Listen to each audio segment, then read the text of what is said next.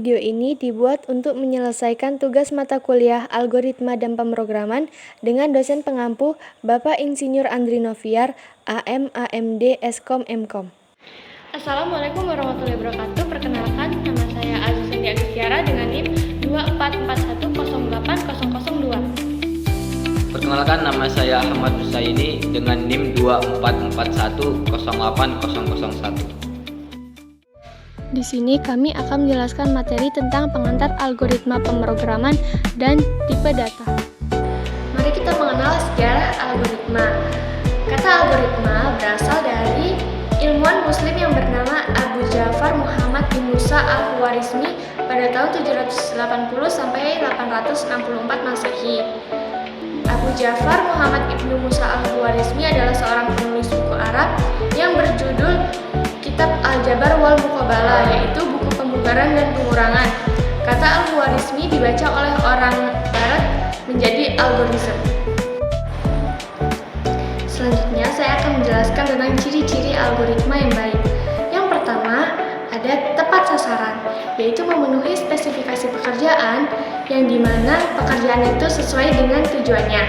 Yang kedua, ada fleksibel dan portable, yaitu bisa dikembangkan lebih lanjut dan dapat digunakan pada berbagai sistem dan mesin yang bersih dari kesalahan sistem ataupun logik.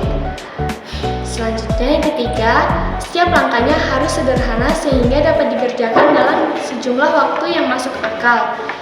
Berikutnya, harus murah, yaitu didokumentasikan dengan baik untuk pengoperasian, pemeliharaan, dan pengembangannya. Lalu ada algoritma pemberian atau description pelaksanaan suatu proses. Selanjutnya, tidak ambigus atau tidak bermakna ganda. Yang terakhir, harus berhenti setelah mengerjakan sejumlah langkah yang terbatas. Penulisan algoritma. Penulisan algoritma dibagi menjadi 3 bagian. Yang pertama, menggunakan bahasa natural atau bahasa Indonesia, bahasa Inggris, atau bahasa manusia yang lainnya. Tetapi, jika kita menggunakan bahasa natural, sering membingungkan atau ambigus. Yang kedua, ada menggunakan flowchart atau diagram alir. Dia bagus secara visual, tapi rumit kalau algoritmanya panjang. Yang terakhir, menggunakan pseudocode, yaitu dia mendekati dengan bahasa pemrograman, namun sulit dimengerti oleh orang yang tidak mengerti pemrograman. Algoritma dalam bahasa natural. Yang pertama, kita ambil bilangan pertama dan atur maksimal sama dengan bilangan pertama. Yang kedua, ambil bilangan kedua dan bandingkan dengan maksimal. Yang ketiga, apabila bilangan kedua lebih besar dari maksimal, setting atau atur maksimal sama dengan bilangan kedua. Yang keempat, ambil bilangan ketiga dan bandingkan dengan maksimal.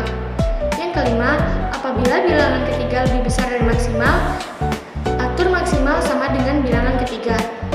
Yang terakhir, variabel maksimal berisi bilangan terbesar, lalu kita tayangkan hasilnya. Algoritma dengan flowchart. Di sini sudah ditampilkan contoh diagram alir dan saya akan menjelaskan apa arti dari simbol-simbol diagram alir tersebut. Yang pertama ada simbol terminator dengan bentuk persegi panjang dengan bulatan yang ada di ujung. Itu menunjukkan awal atau akhir dari aliran proses. Lalu ada simbol konektor yang bentuknya seperti tanda panah. Itu untuk menunjukkan arah aliran dari satu proses ke proses yang lain. Setelah itu ada persegi panjang, disebut dengan simbol proses, yaitu simbol untuk menunjukkan langkah proses atau operasi. Yang terakhir ada simbol decision yang memiliki bentuk seperti belah ketupat. Simbol ini digunakan untuk menunjukkan langkah pengambilan keputusan. Bab yang ketiga ialah algoritma dengan pseudocode. Seperti contohnya ialah bisa diisi seperti maksimum bilangan pertama if buka kurung max lebih kecil dari bilangan kedua, then max bilangan kedua, else if tutup kurung maksimum atau max lebih kecil dari bilangan ketiga, tutup kurung, then else max bilangan ketiga. Aspek penting dari algoritma. Yang pertama ialah finiteness. Algoritma harus berhenti after a finite number of steps. Yang Yang kedua ialah definiteness. Setiap langkah harus didefinisikan secara tepat, tidak boleh membingungkan atau bisa disebut ambigus. Yang ketiga ialah input. Sebuah algoritma memiliki 0 atau lebih input yang diberikan kepada algoritma sebelum dijalankan. Yang keempat ialah output. Sebuah algoritma memiliki 1 atau lebih output yang biasanya bergantung kepada input. Dan yang kelima ialah effectiveness. Setiap algoritma diharapkan memiliki sifat efektif. Bab selanjutnya ialah B. Tipe data. Tipe data dasar yang sering dipakai oleh program meliputi yang pertama ialah integer atau bisa disebut dengan bilangan bulat. Merupakan tipe data yang digunakan untuk menyatakan bilangan bulat tidak memuat bilangan pecahan. Dalam tipe data ini tidak diperkenankan menggunakan karakter koma antar dua bilangan. Contoh-contoh jenis tipe integer bisa kita lihat seperti tabel berikut ini. Dan juga operator pada tipe integer. Yang selanjutnya ialah real atau bisa disebut dengan bilangan pecahan. Penulisan untuk jenis data ini selalu menggunakan titik desimal. Nilai konstanta numerik real berkisar dari 1E min 38 sampai dengan 1E plus 38 dengan mantisa yang signifikan sampai dengan 11 digit. E menunjukkan nilai 10 pangkat. Nilai konstanta numerik real menempati memori sebesar 6 byte. Adapun tipe bilangan real bisa kita lihat pada tabel berikut ini. Bab yang selanjutnya ialah chart atau bisa disebut dengan alphanumeric dan tanda baca.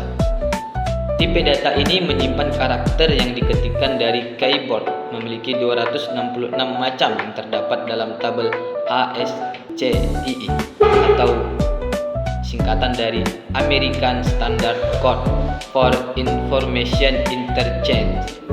Contoh ialah seperti A, B, plus dan sebagainya. Dalam menuliskannya harus dengan memakai tanda kutip tunggal. Jenis data ini memerlukan alokasi memori sebesar 1 byte untuk masing-masing data. Adapun tipe-tipenya ialah seperti contoh dalam tabel berikut ini. Bab yang terakhir ialah boolean yang artinya logika. Tipe data logika berisi dua kemungkinan nilai. Yang pertama nilai true yang artinya benar atau nilai false yang artinya salah. Operator untuk jenis data ini adalah yang pertama ialah logical operator, yaitu not, and, or, dan XOR. Yang kedua ialah relational operator, yaitu tandanya seperti lebih besar, tanda panah lebih kecil, tanda panah lebih besar sama dengan, tanda lebih kecil sama dengan, tanda lebih besar, dan tanda panah lebih kecil, dan sama dengan.